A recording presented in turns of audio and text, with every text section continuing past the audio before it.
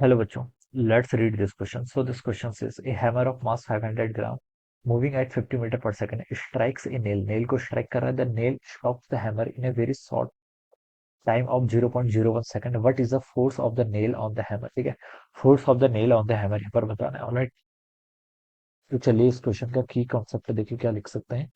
The key concept of this question is हमें force of the nail on the hammer बताना है. ठीक है, तो इस क्वेश्चन का की कॉन्सेप्ट आप बच्चों फोर्स लिख लीजिए. क्या लिख लीजिए? फोर्स लिख लीजिए. Force will be the key concept of this question.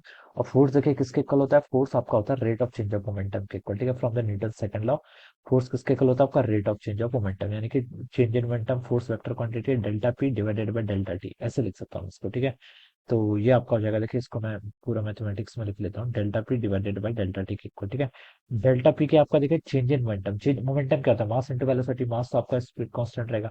Velocity का change V final minus V initial. ठीक है, final velocity minus initial velocity divided by delta T. Delta T आपका टाइम इंटरवल बता रहा है जो गिवन कर रखा है. कितना? 0.01 सेकंड गिवन किया हुआ है. ठीक है, तो बच्चों देखिए आपको यहाँ पर फोर्स ही तो कैलकुलेट करना है, तो बस आप लगा लीजिए. देखिए फोर्स कितना हो जाएगा? फोर्स हो जाएगा आपका मास. मास कितना है? 500 ग्राम. 500 ग्राम को मैं 0.5 केजी लिख सकता हूँ. मैं ऐसा सिस्टम में सॉल्व कर रहा हूँ तो केजी में सॉल्व करूंगा. फाइनल वेलोसिटी देखिए स्टॉप कर रहा था. फाइनल वेलोसिटी बच्चों जीरो. इनिशियल वेलोसिटी कितनी थी? 50 मीटर के इक्वल. ठीक है, 50 मीटर पर सेकंड, तो यहाँ पर इतना गया. Divided by delta T. Delta T मतलब कितना टाइम लिया? 0.01 सेकंड लिया. ठीक है, अब देखिए इसको सॉल्व कर लीजिए. 0.5 इंटू 50 करूंगा तो आपका ये 5×5 = 25 -25 हो जाएगा. डिवाइडेड बाय आपका 0.01 है. ठीक है, इसको आप क्या लिख सकते हैं? ये आपका ऊपर आएगा तो -2500 न्यूटन हो जाएगा. इतना फोर्स लग रहा है. This is the force. ये क्या आ गया आपका? -2500 न्यूटन. ठीक है, ये फोर्स देखिए क्या है? ये हम बता सकते हैं कि जहां पर आपका जब हैमर देखिए नेल को स्ट्राइक कर रहा है. ठीक है, तो उस पर कितना फोर्स लग रहा है आपका? 2500 न्यूटन के इक्वल लग रहा है. कितना लग रहा है आपका? हैमर आपका नेल पर जो स्ट्राइक कर रहा है तो उसके कारण कितना फोर्स लग रहा है आपका? -2500 न्यूटन. ठीक है, माइनस साइन जस्ट आपको देखिए क्या बताता है? आपको डायरेक्शन बताता है. क्या बताता है? आपका डायरेक्शन बता रहे हैं. जब हैमर देखिए नेल को स्ट्राइक कर रहा है तो -2500 न्यूटन का फोर्स लगा रहा है. और हम इसके रिस्पॉन्स में बता सकते हैं कि नेल भी आपका हैमर पर फोर्स लगेगा.